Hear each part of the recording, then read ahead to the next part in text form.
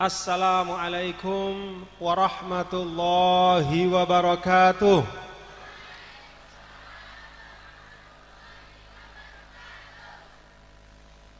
Alhamdulillah, alhamdulillah hamdal hamidin, wassalatu wassalamu ala sayyidil mursalin wa ala alihi wa sahbihi ajma'in, amma ba'du. Di antara kata yang paling banyak saya dengar dari beliau tadi adalah kata kesuksesan.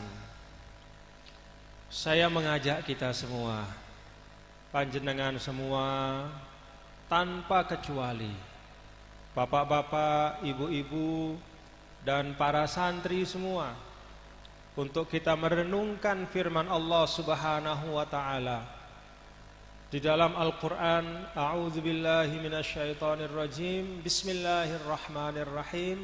Kullu nafsin dha'iqatul maut wa innama tuwaffawna ujurakum yawmal qiyamah faman zuhziha 'anil nari wa udkhilal jannata faqad faz wa mal hayatud dunya illa mata'ul ghurur. Dalam ayat ini Allah Subhanahu wa ta'ala menyampaikan siapa orang yang sukses. Tadi beliau menyampaikan berulang kali tentang kesuksesan. Dan saya disebut oleh beliau tadi bahwa ada banyak kesuksesan ketika berkhidmat sebagai gubernur di Nusa Tenggara Barat. Maka saya ajak kita semua untuk mengingat ayat ini, supaya kita faham betul arti kesuksesan. Apa kesuksesan itu? Allah Ta'ala sampaikan, faman zuhziha 'anil nari wa udkhilal jannata faqad faz. Siapa saja yang dijauhkan dari api neraka dan dimasukkan ke dalam surga, itulah orang yang benar-benar sukses. Kita berdoa mudah-mudahan kita semua, bapak-bapak dan ibu-ibu, orang tua saya, para alim ulama, para masyayikh, para kiai, para sesepuh, bapak camat beserta ibu, dan kita semua, mudah-mudahan kita masuk dalam keberkahan dari ayat ini. Mudah-mudahan kita benar-benar sukses, tidak hanya di mata manusia, tapi di mata Allah Subhanahu wa ta'ala. Dan itu cerminnya kelak kita saksikan, kita nikmati di akhirat. Udkhilal jannah zuhziha 'anil nar, dimasukkan ke dalam surga dan dijauhkan dari api neraka. Amin amin ya rabbal alamin. Alhamdulillah wa syukrulillah, yang saya muliakan dan saya banggakan seluruh keluarga besar dari Al-Maghfurlah Mbah Kiai Abdurrahman rahimahullah rahmatal abror, yang kita haulkan ke-100 pada hari ini. Seluruh zurriyah beliau, seluruh keluarga beliau, kita doakan mudah-mudahan ayyakunu khaira khalafin li khairi salaf, menjadi penerus yang terbaik bagi pendahulu yang terbaik. Mudah-mudahan Manahijul Huda, yayasan pendidikan Islam yang hari ini kita ada di dalamnya, mudah-mudahan al-ismu alal musamma, namanya sesuai dengan isinya. Manahijul Huda artinya jalan-jalan petunjuk. Manahijul Huda artinya arah-arah kebaikan. Mudah-mudahan semua anak-anak kita, para santri-santriwati yang ada di tempat ini, Allah Ta'ala jadikan sebagai wasilah ketika belajar di sini, selesai belajar di Manahijul Huda, terjun ke masyarakat, kembali ke tengah-tengah umat, akan menjadi surujul huda, pelita cahaya kebaikan. Amin amin ya rabbal alamin. Bapak camat beserta ibu, siapa nama ayahnya? Abah Hafan beserta seluruh keluarga, para kiai, romo-romo kiai yang semuanya saya muliakan, ibu-ibu muslimat, dan para santri, santriwati, para tulab talibat yang saya cintai dan kita doakan semua fatahallahu alaikum futuhal arifin. Semoga Allah Subhanahu wa taala membuka untuk ananda semua para santri, tulab talibat, pintu-pintu keberkahan ilmu. Amin ya rabbal alamin. Yang saya hormati sahabat dan saudara saya, Al-Ustaz Arif. Alhamdulillah, pada kesempatan ini kalau ada orang yang bersyukur, Bapak Ibu, saya yang paling besar syukurnya. Karena dengan wasilah undangan dari beliau, saya bisa jumpa Pak Camat, saya bisa jumpa Abah, saya bisa jumpa romo-romo semua. Saya bisa jumpa ibu-ibu muslimat, santri dan tulab talibat semua. Alhamdulillah dalam jam'un mubarak, yaitu perjumpaan yang insyaallah diberkahi oleh Allah Subhanahu wa taala. Alhamdulillah, ada satu tradisi di Indonesia, bapak-bapak dan ibu-ibu, yang menurut saya termasuk tradisi yang istimewa, walaupun bukan berasal dari Indonesia, berasal dari Timur Tengah, dari negara-negara Arab, tapi pengamalannya lebih banyak di Indonesia. Tradisi itu adalah menghaulkan guru-guru kita yang telah wafat. Tidak ada di seluruh dunia ini tradisi haul yang sebanyak di Indonesia. Walaupun tradisi itu memang dimulai dari negara-negara Arab, ketika para ulama mengenang gurunya yang sudah meninggal, ketika para ulama berkumpul untuk membacakan Yasin, membacakan doa untuk masyaikhnya yang telah wafat. Di sana dimulai, tetapi di Indonesia diamalkan. Alhamdulillah. Apa salah satu makna dari tradisi haul, bapak-bapak dan ibu-ibu? Maknanya adalah kita mengamalkan sabda Nabi kita, Nabi besar Muhammad sallallahu alaihi wasallam, "Man lam yashkurin nas lam yashkurillah, wa tahaddus bi ni'matillahi syukrun wa tarkuha kufr." Nabi yang mulia, Nabi besar Muhammad sallallahu alaihi wasallam menyampaikan bahwa siapa saja yang tidak mampu berterima kasih kepada orang yang sudah berjasa kepada dia, langsung maupun tidak langsung, baik satu nikmat lahir maupun nikmat batin. Nikmat lahir seperti orang tua kita, dengan sebab ayah, ibu, abah, umi kita ada kita di dunia. Saya misalnya, abah saya almarhum Bapak Haji Muhammad Jalaluddin. Umi saya alhamdulillah masih hidup, Hajah Siti Rauhun, hafizahullah. Kalau bukan karena abah dan umi saya ini, tidak ada saya di panggung ini. Maka kehadiran dari kita di dunia ini, nikmat zohirnya adalah melalui orang tua kita. Kita bersyukur dan berterima kasih. Karena itu dalam Al-Quran ada satu perintah Allah Ta'ala yang disebutkan, bahkan langsung disebutkan setelah perintah bertauhid, wa'budullaha wa la tusyriku bihi syai'a wa bil walidaini ihsana. Ada juga orang yang nikmatnya kepada kita itu nikmat batin. Orang tua nikmatnya zahir, badan kita, raga kita. Ada yang juga nikmatnya kepada kita nikmat batin, guru-guru kita.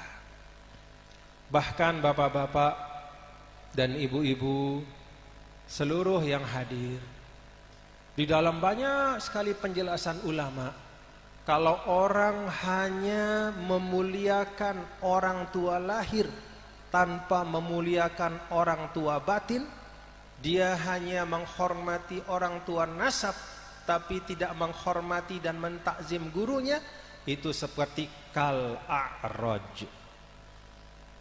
Kalau bahasa kita apa itu al-a'raj?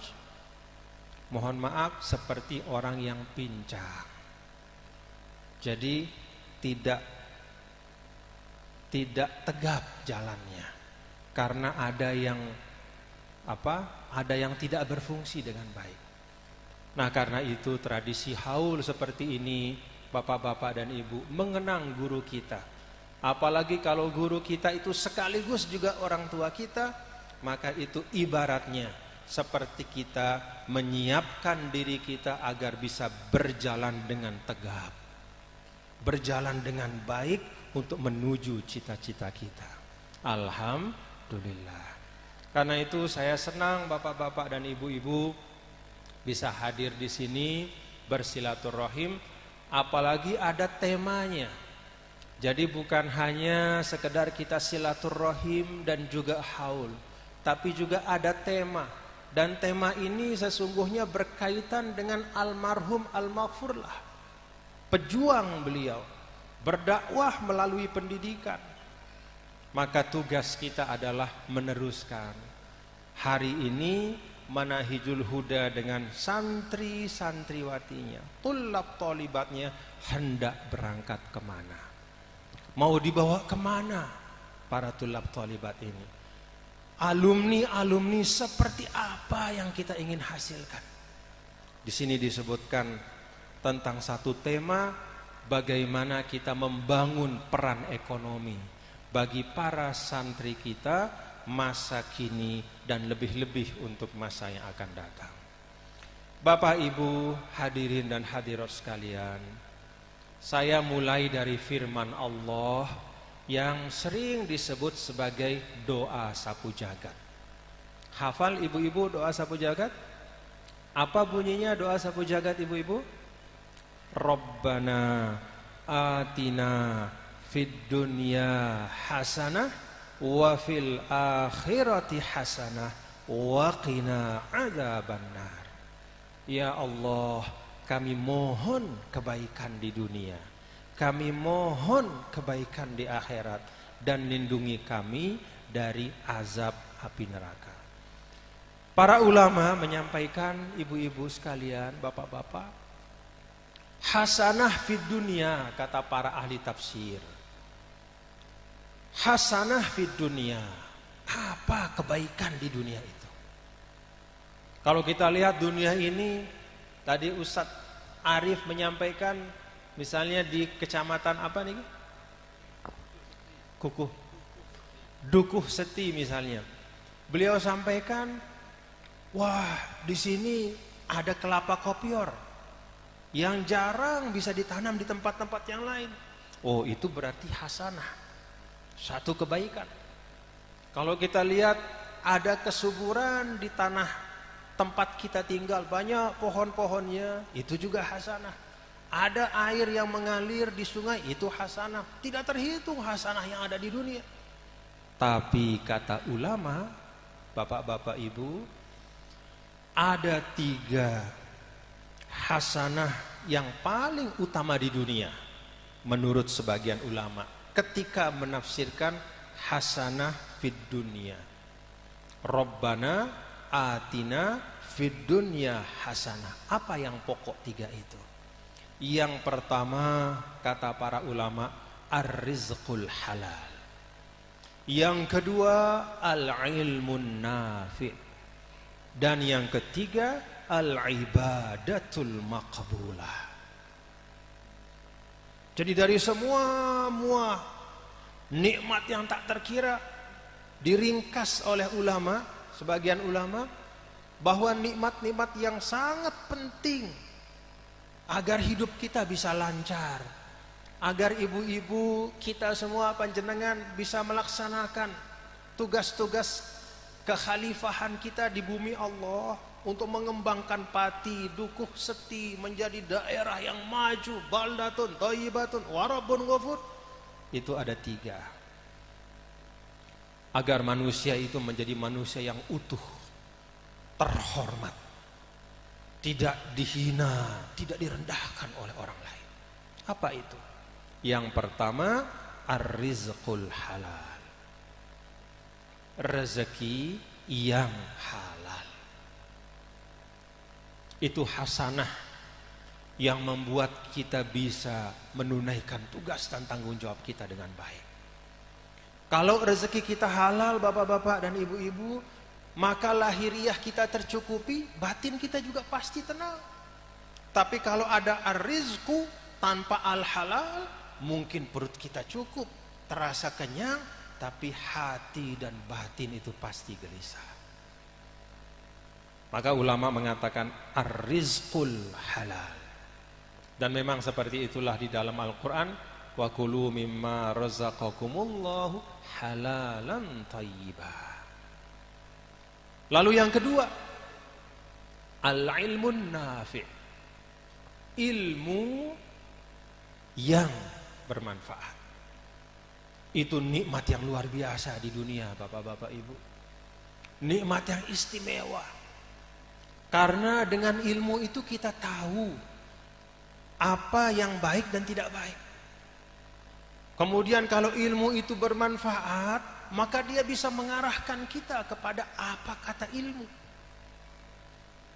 Kadang kalau ilmu itu ada pada diri kita tapi tidak bermanfaat, dia tidak bisa mengarahkan kita kepada kebaikan. Ada ilmu, kita tahu mana yang baik, mana yang buruk, tapi tidak manfaat. Dalam arti apa? Ilmu kita mengatakan jangan, kita lakukan. Ilmu kita mengatakan ayo kerjakan, malah kita tinggalkan. Itu ilmu yang tidak bermanfaat. Karena itu kita doakan anak-anak kita di pondok pesantren ini, Yayasan Pendidikan Islam Manahijul Huda, mudah-mudahan mendapatkan ilmu yang bermanfaat. Amin ya rabbal. Yang ketiga, al-ibadatul maqbulah, ibadah yang diterima oleh Allah. Itu nikmat yang istimewa di dunia. Kalau tiga nikmat ini sudah ada, insya Allah yang lain-lain akan mengikut. Kalau kita sudah ada rezeki yang halal, ada ilmu yang bermanfaat dan dapat kita amalkan, lalu kemudian amal-amal ibadah kita diterima oleh Allah Subhanahu wa taala, maka semua nikmat-nikmat yang lain akan mengikut. Kita insya Allah akan dapat kehormatan. Arti kehormatan itu kita punya marwah dalam kehidupan. Tidak gampang dilecehkan dan diremehkan oleh orang lain. Karena ada kecukupan rezeki. Karena orang tahu kita punya ilmu, sehingga enggak mudah-mudah kita untuk dicoba, untuk ditipu. Oh dia nih bapak ini punya ilmu. Oh Ustadz Arif ini orang alim, enggak berani saya ganggu. Oh Pak Camat pasti mengerti mana yang baik dan tidak baik, enggak berani saya ganggu. Dengan ilmu, kata Sayyidina Ali, al-ilmu yahrisuka. Ilmu itu jadi penjaga dan pengawal kita. Tambah lagi dengan al-ibadatul maqbulah, ibadah yang dikabulkan oleh Allah. Bapak-bapak dan ibu, saya ingin fokus kepada yang pertama dari hasanah itu. Apa itu? Ar-rizqul halal. Rezeki. Bagaimana konsep rezeki dalam Islam? Kan ini berkaitan dengan membangun ekonomi. Apakah urusan rezeki, apakah urusan nafkah, apakah urusan ekonomi itu dianggap penting oleh Al-Quran? Dianggap pentingkah oleh Nabi? Atau dianggap urusan-urusan kecil? Tidak terlalu dipentingkan dalam Islam? Jawaban dari pertanyaan itu adalah, mari kita kembali kepada Al-Quran. Mari kita lihat bagaimana Nabi kita, Nabi besar Muhammad sallallahu alaihi wasallam berbicara tentang rezeki, berbicara tentang ekonomi. Dari 6.000 lebih ayat Al-Quran, bapak-bapak ibu, ayat yang paling panjang dalam Al-Quran itu adalah ayat tentang ekonomi. Ayat 282 dari suratul Baqarah. Ayo kita buka Al-Baqarah ayat 282. Itu satu halaman penuh. Satu halaman penuh hanya bicara tentang ekonomi. Hanya bicara tentang salah satu jalan mendapatkan rezeki. 282 Al-Baqarah itu berbicara tentang transaksi dan hutang piutang. A'udzu billahi minasyaitonir rajim. Ya ayyuhalladzina amanu idza tadayantum bidainin ila ajalin musamman faktubu wal yaktub bainakum katibun bil adli wa la ya'ba katibun ila akhiril ayat. Satu halaman penuh dalam Al-Qur'an. Jadi ayat yang paling panjang dalam Al-Qur'an. Mohon maaf panjenengan semua nggih, Bapak-bapak Ibu, bukan ayat tentang sholat. Bukan ayat tentang berzakat. Bukan ayat tentang berzikir. Kalau Allah Subhanahu wa taala bicara tentang sholat, bahkan pendek-pendek ayatnya. Kalau Allah bicara tentang zakat juga tidak sepanjang ayat-ayat tentang transaksi ekonomi keuangan. Kalau Allah bicara tentang ayat zikir, ayatnya juga pendek. Ya ayyuhalladzina amanu dzkurullaha dzikran katsira wasabbihuhu bukratan wa asila. Pendek. Tapi ketika Allah bicara tentang hutang piutang, tentang ekonomi, tentang rezeki, cara kita mendapatkan harta di dunia, Allah sampaikan dalam satu halaman penuh. Ulama mengatakan kalau kita mau tahu, salah satu rumusan kata ulama, kalau kita mau tahu urusan-urusan kehidupan kita ini, apa bidang-bidang kehidupan yang paling penting, bidang-bidang kehidupan yang paling penting, kalau kita mau tahu, kata para ulama, lihat bagaimana Al-Quran bicara tentang hal itu. Maka kesimpulannya Bapak-bapak Ibu, santri sekalian, tulab talibat, kalau kita lihat bagaimana cara Allah menjelaskan tentang hutang piutang, padahal hutang piutang itu kan hanya aspek kecil di dalam kita berekonomi, tapi dijelaskan satu halaman penuh. Kesimpulannya adalah bahwa hal ihwal ekonomi itu sangat dipentingkan oleh Islam. Bahkan bapak-bapak dan ibu, hadirin dan hadirat sekalian, kalau kita lihat perdebatan para ulama, ayyul kasbi afdol, gitu. Apa pekerjaan yang paling afdol, profesi yang paling afdol? Ada yang tahu enggak profesi yang paling afdol? Jadi politisi? Apa ayul kasbi afdol? Ulama mengatakan sebagian besar afdolul kasbi adalah at-tijarah. Jadi menjadi pedagang itu itu profesi yang paling mulia. Menjadi pedagang. Kenapa kata ulama? Pedagang itu adalah profesi yang paling mulia. Karena sebagian besar umur dari Nabi kita, Nabi besar Muhammad sallallahu alaihi wasallam digunakan oleh beliau untuk berdagang. Di Mekah beliau berdagang, di Madinah tidak lagi berdagang, tapi menjadi konsultan bagi para pedagang.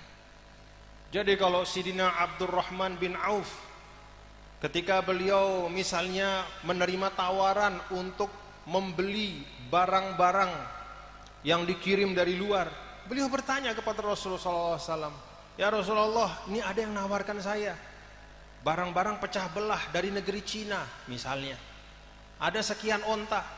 Nabi katakan ambil, baru diambil. Sayyidina Utsman bin Affan juga begitu. Ya Rasulullah, saya ditawari minyak dari negeri India, bagaimana? Ambil. Jadi beliau Rasulullah sallallahu alaihi wasallam ketika beliau di Madinah pada saat sedang betul-betul sibuk untuk menjadi pemimpin negara, untuk menjadi pemimpin dari semua orang yang beriman, memimpin proses dakwah, mengirim dai kemana-mana, beliau tidak meninggalkan peran sebagai konsultan bagi para pengusaha, sahabat-sahabat beliau yang ada di Madinah. Kenapa bapak-bapak dan ibu-ibu ini dilakukan oleh Rasul? Karena beliau tahu persis bahwa marwah dari satu umat itu bergantung dari kekuatan ekonominya. Pernah kita lihat, pernah kita dengar dalam sejarah bapak-bapak ibu, baik dalam sejarah Islam maupun dalam sejarah bangsa-bangsa peradaban di luar Islam, bahwa bangsa atau peradaban yang miskin, yang susah itu bisa memimpin? Tidak ada. Kalau kita lihat bagaimana dulu Sayyidina Yusuf alaihissalam diskenariokan oleh Allah Ta'ala, ya, diskenariokan oleh Allah Ta'ala supaya bisa menjadi pemimpin. Jalannya apa? Jalannya adalah dengan, Masya Allah ya, bagaimana ada kekeringan, bagaimana pada masa paceklik Allah Subhanahu wa Ta'ala mengilhamkan kepada Sayyidina Yusuf alaihissalam. Lalu Sayyidina Yusuf memberitahu raja, Pak, nanti ada 7 tahun yang subur, banyak hasil kita, saya minta jangan dihabiskan, makan hanya yang diperlukan, sisanya simpan. Karena setelah 7 tahun yang subur, ada 7 tahun yang penuh dengan kekeringan.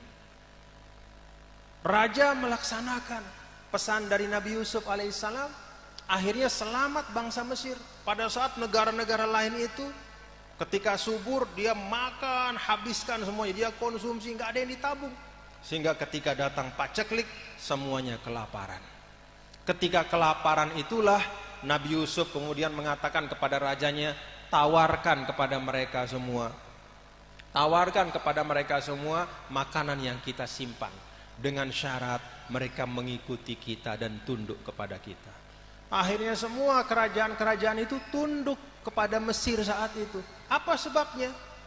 Semata-mata karena Mesirlah satu-satunya negara saat itu yang punya persediaan pangan yang cukup.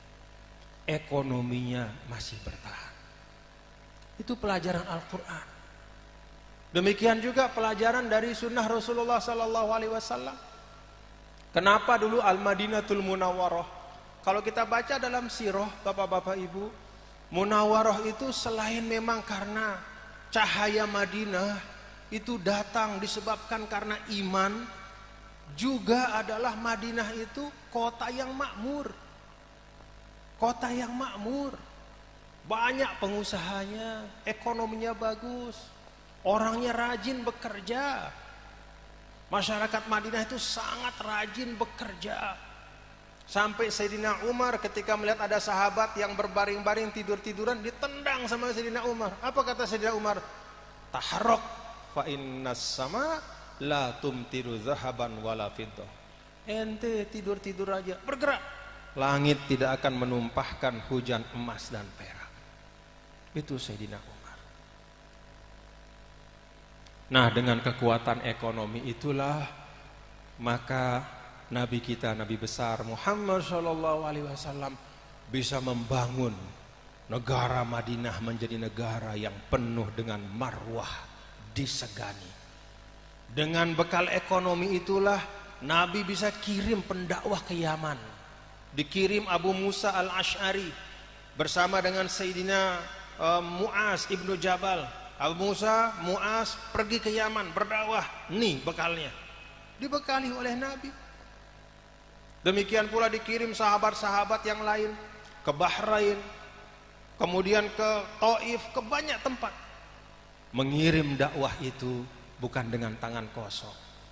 Nabi SAW membekali dai-dainya dengan bekal yang cukup sehingga mereka bisa fokus untuk berdakwah, mengajak kepada Islam. Dan itu bisa terlaksana karena ada ekonomi yang kuat. Karena itu bapak-bapak dan ibu-ibu, hadirin dan hadirat sekalian, kalau hari ini kita bekerja untuk membangun ekonomi kita, sesungguhnya itu adalah bagian dari ihya'us sunnati Rasulillah sallallahu alaihi wasallam. Menghidupkan ekonomi kita itu bagian dari menghidupkan sunnah Nabi.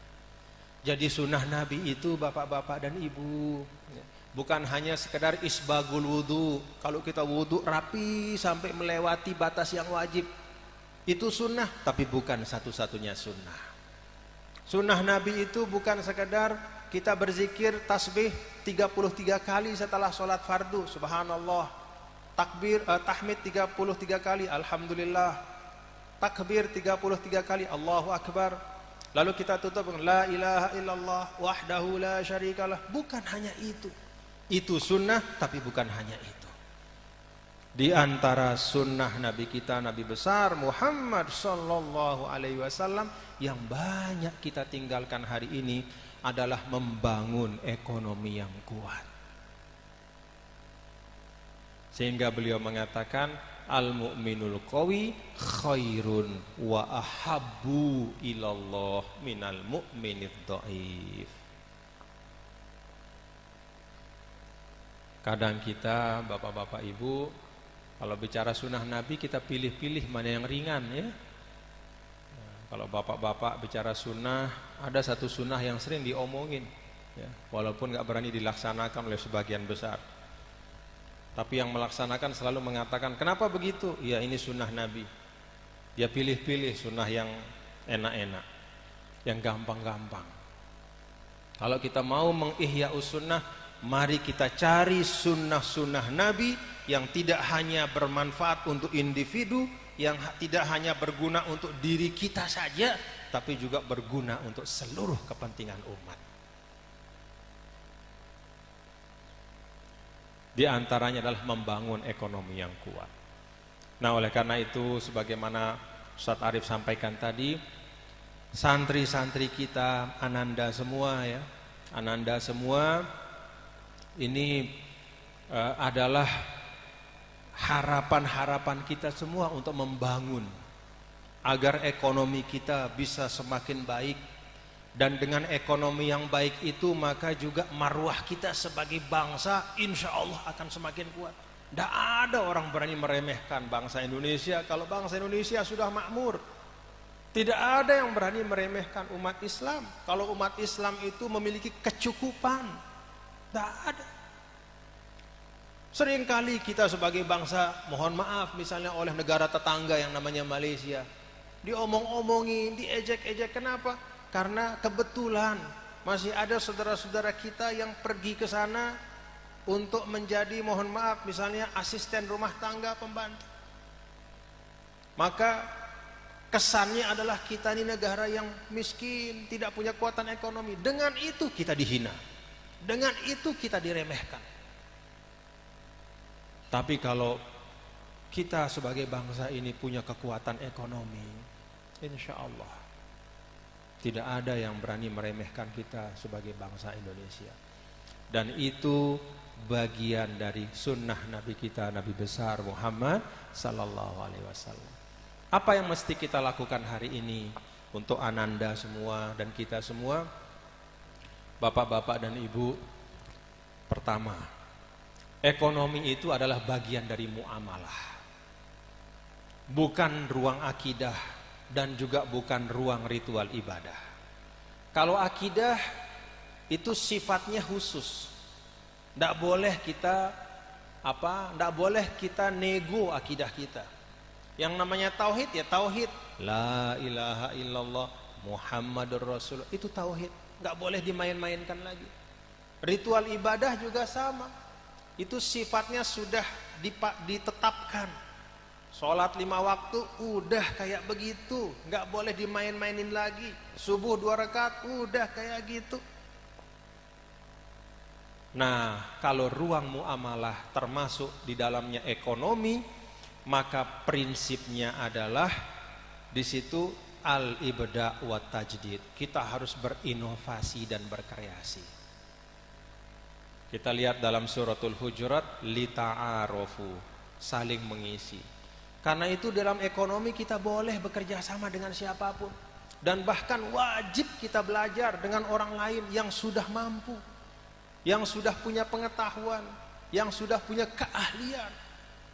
Sebagaimana Nabi kita, Nabi besar Muhammad SAW dulu meminta para sahabatnya untuk belajar kepada pedagang-pedagang yang datang ke Madinah.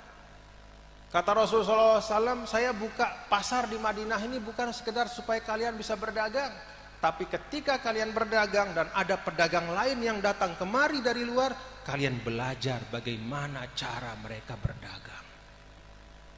Jadi pasar Madinah itu bukan sekedar jual beli, tapi dijadikan madrasah oleh Nabi, supaya umat Islam tahu bagaimana cara berdagang yang baik. Maka anak-anak kita yang pertama menurut saya, ya, Ustadz Arif dan kita semua, anak-anak kita ini kita biasakan untuk bisa belajar mencari ilmu, mencari pengalaman. Memulai dari yang kecil. Fa innal jibala minal hasa. Jangan merasa gengsi. Misalnya, yuk kita mau mulai usaha kecil-kecilan, modalnya 50.000. Kapan kita untung kalau 50.000? Saya mau modalnya 100 juta, 200 juta. Apa kata ulama? Fa innal jibala minal hasa. Lihat gunung yang besar dan tinggi itu sesungguhnya terbentuk dari kerikil-kerikil yang kecil. Dari debu-debu berjuta-juta, bermiliar-miliar kerikil kecil, jadilah gunung yang besar. Fa innal jibala minal hasa. Oleh karena itu yang pertama saya mengajak kita semua, mari kita membangun tradisi berjihad ekonomi ini sebagai bagian dari sunnah Nabi kita, Nabi besar Muhammad sallallahu alaihi wasallam. Langkah pertamanya adalah kita fasilitasi anak-anak kita untuk belajar. Dan yang namanya belajar tentu dari yang sukses. Jangan belajar dari sama-sama yang tidak mengerti. Kita belajar dari yang tahu.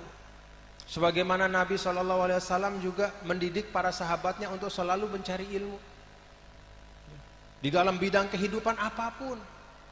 Dulu Sayyidina Umar ketika menerima amanah menjadi khalifah dari Sayyidina Abu Bakar, beliau melihat, merenung, duduk di depan masjid Nabi, melihat, merenung. Pikiran Sayyidina Umar, ya Allah, sekarang Islam ini sudah luas sekali. Kalau dulu umat Islam itu hanya di Jazirah Arab, lalu kemudian setelah Sayyidina Abu Bakar pendahulu saya memimpin, maka semakin luas Islam. Sekarang pada masa saya juga semakin luas Islam. Bagaimana cara saya mengatur ini supaya negara ini bisa jadi negara yang baik? Akhirnya ada yang membisikkan kepada beliau, Umar, ada negara Persia namanya, bukan negara Islam. Orang-orangnya tidak beriman kepada Allah dan Rasulnya. Dia belum Islam. Tapi mereka itu ahli dalam mengatur negara.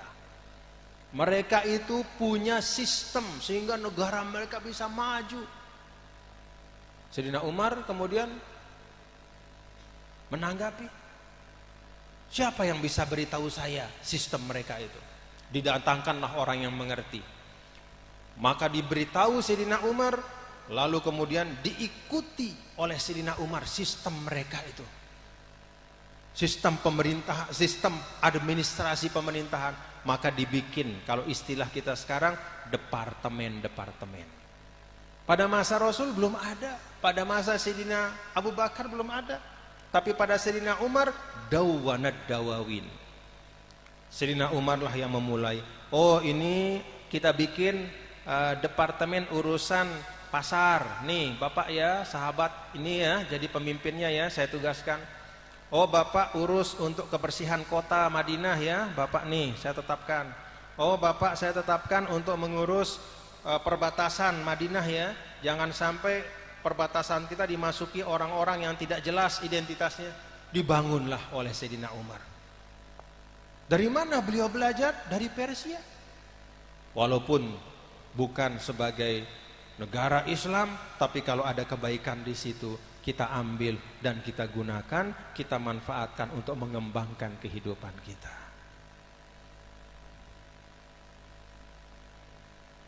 Itu yang pertama yang saya sampaikan kepada kita. Yuk kita terus belajar. Dulu ketika berkhidmat di NTB pun kami belajar, tidak malu-malu, kami datangi satu-satu. Saya pimpin rombongan datang ke beberapa gubernur belajar. Ngapain kemari Pak TGP? Ya saya belajar Bang. Saya bilang sama gubernur ada di Kalimantan. Kami ini di NTB ini punya tambang Bang. Jadi kami ingin supaya bisa mengelola dengan baik.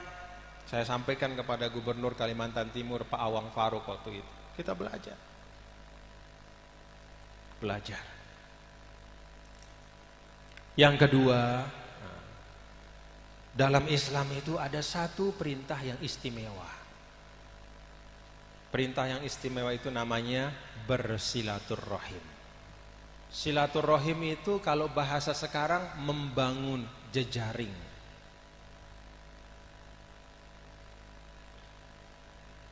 Coba bapak-bapak ibu perhatikan ya. Dulu di Mekah, orang-orang Mekah itu pintar berdagang. Islam, mereka dipaksa untuk meninggalkan hartanya, diberi pilihan.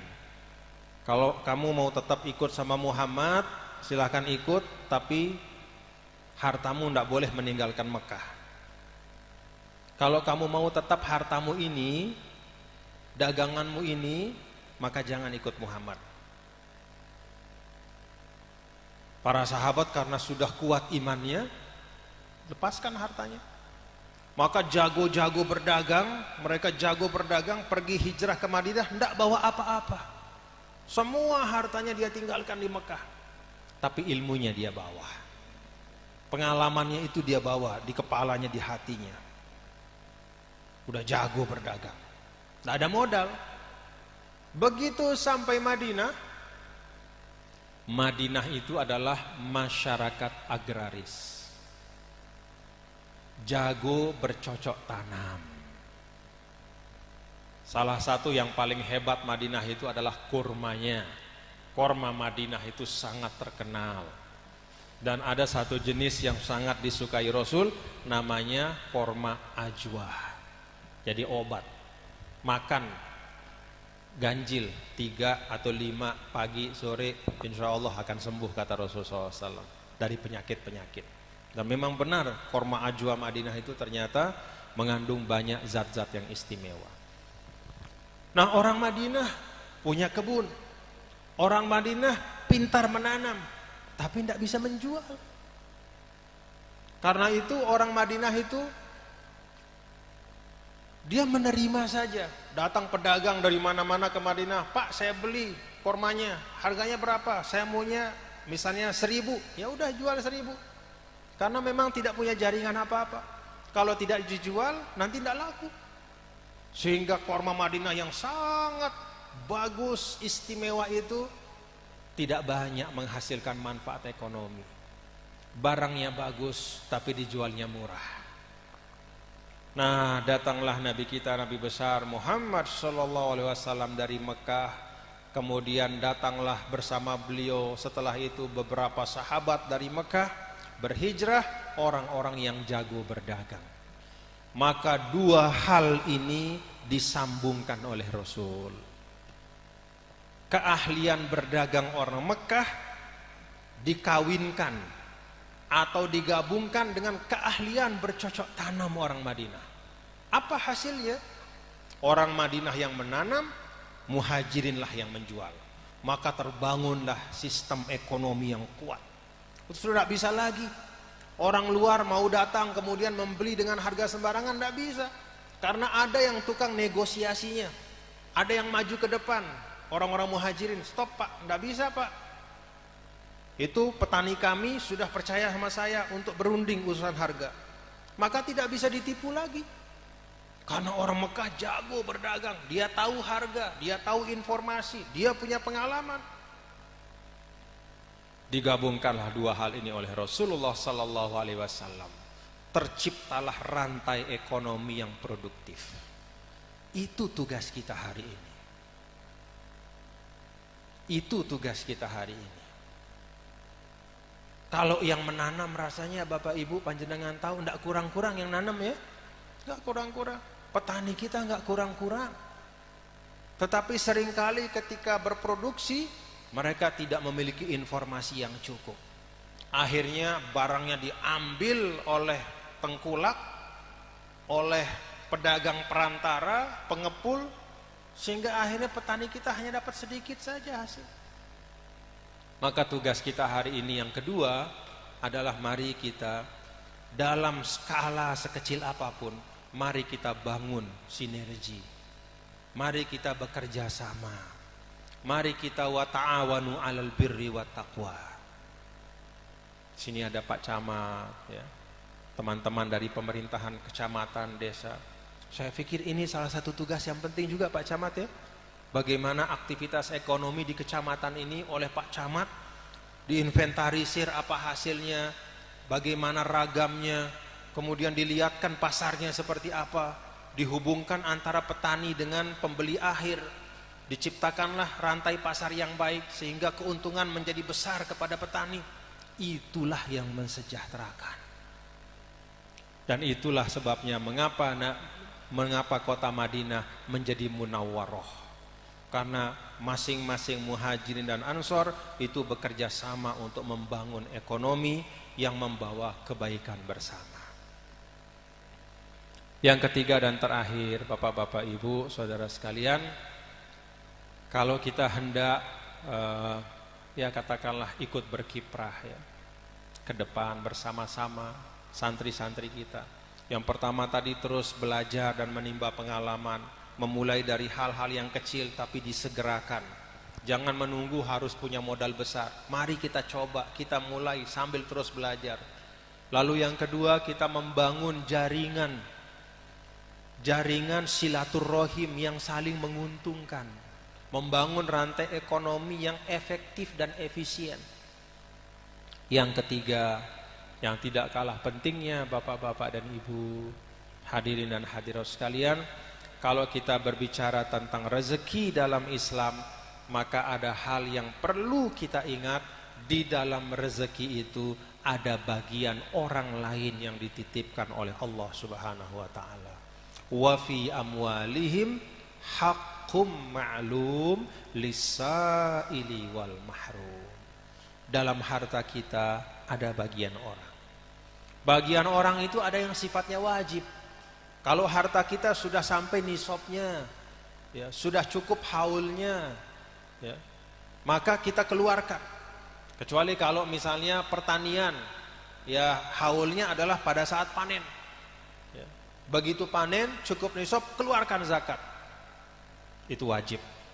Kalau harta kita belum sampai kepada nisabnya, maka kita bisa juga mengeluarkan apa yang disebut dengan as-shadaqat al-mutatawwi'ah, yaitu sedekah yang sifatnya sunnah. Itu hak orang. Kalau kita keluarkan hak itu, maka rezeki kita semakin berkah. Kalau kita keluarkan hak itu, maka ekonomi kita semakin mulia. Tapi kalau kita tahan-tahan hak orang yang ada dalam rezeki kita, maka itu seperti ibaratnya menjatuhkan nila setitik, maka akan rusak susu sebelanga. Seperti air yang suci bersih tapi dilempar ke dalamnya najis yang cair, maka semua isi dari wadah itu menjadi mutanajis, menjadi rusak semuanya ketika ada hak orang yang tidak ditunaikan. Nah, karena itu dalam perekonomi kita tidak hanya memikirkan aspek diri kita saja, kita pikir juga keadaan semua masyarakat, kita saling bantu-membantu dalam kebaikan. Mudah-mudahan Allah Ta'ala memberkahi ikhtiar-ikhtiar ekonomi kita dan menjadikan anak-anak kita, para santri-santriwati, tulab tolibat di Manahijul Huda menjadi aktor-aktor untuk memajukan ekonomi di tempat ini, di Dukuh Seti di Pati, daerah yang insyaallah berkah ini. Terima kasih. Wallahul muwaffiq ila aqwamit thariq wa huwal muwaffiq wal hadi ila sabilir rasyad. Assalamualaikum warahmatullahi wabarakatuh. Maju, maju, maju.